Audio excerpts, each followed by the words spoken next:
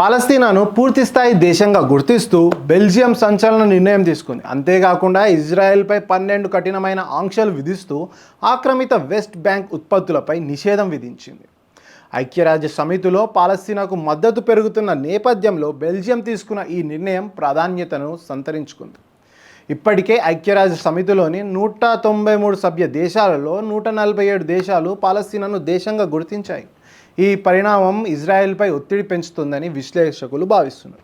ప్రపంచ దేశాల మధ్య నెలకొన్న ఉద్రిక్తతకు, పాలస్తీనా పట్ల పెరుగుతున్న అంతర్జాతీయ సానుభూతికి అద్దం పడుతూ బెల్జియం ఒక కీలకమైన నిర్ణయం తీసుకుంది.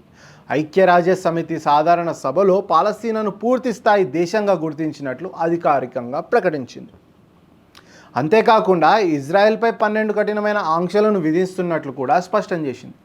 గాజాలో ఇజ్రాయెల్ బలగాలు జరుపుతున్న దాడులు, అక్కడ నెలకొన్న భయంకరమైన మానవత సంక్షోభం, అంతర్జాతీయ చట్టాల ఉల్లంఘనలను దృష్టిలో ఉంచుకొని ఈ నిర్ణయం తీసుకున్నట్లు బెల్జియం తెలిపింది. ప్రధానంగా ఇజ్రాయెల్ ఆక్రమిత వెస్ట్ బ్యాంక్ ప్రాంతాల్లో ఉన్న అక్రమ నిర్వాసాల నుంచి దిగుమతి చేసుకునే ఉత్పత్తులపై నిషేధం విధించారు. అలాగే ఇజ్రాయెల్ కంపెనీలతో ప్రభుత్వ ఒప్పందాలను సమీక్షించడం వంటివి కూడా ఇందులో ఉన్నాయి. తమ ఈ చర్య ఇజ్రాయెల్ ప్రజలకు వ్యతిరేకం కాదని, కేవలం ఆ దేశ ప్రభుత్వం అంతర్జాతీయ మానవత చట్టాలను గౌరవించేలా ఒత్తిడి తీసుకురావడమే తమ లక్ష్యమని ఆయన వివరించారు.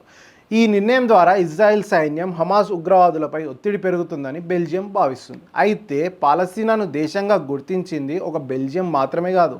ఇప్పటికే ఫ్రాన్స్, యూకే, కెనడా మరియు ఆస్ట్రేలియా వంటి పలు పాశ్చాత్య దేశాలు ఐక్యరాజ్య సమితిలో పాలస్తీనాను దేశంగా గుర్తిస్తామని ప్రకటించాయి.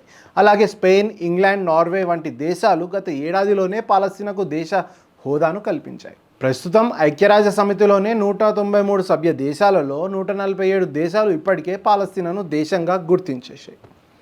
జై హింద్.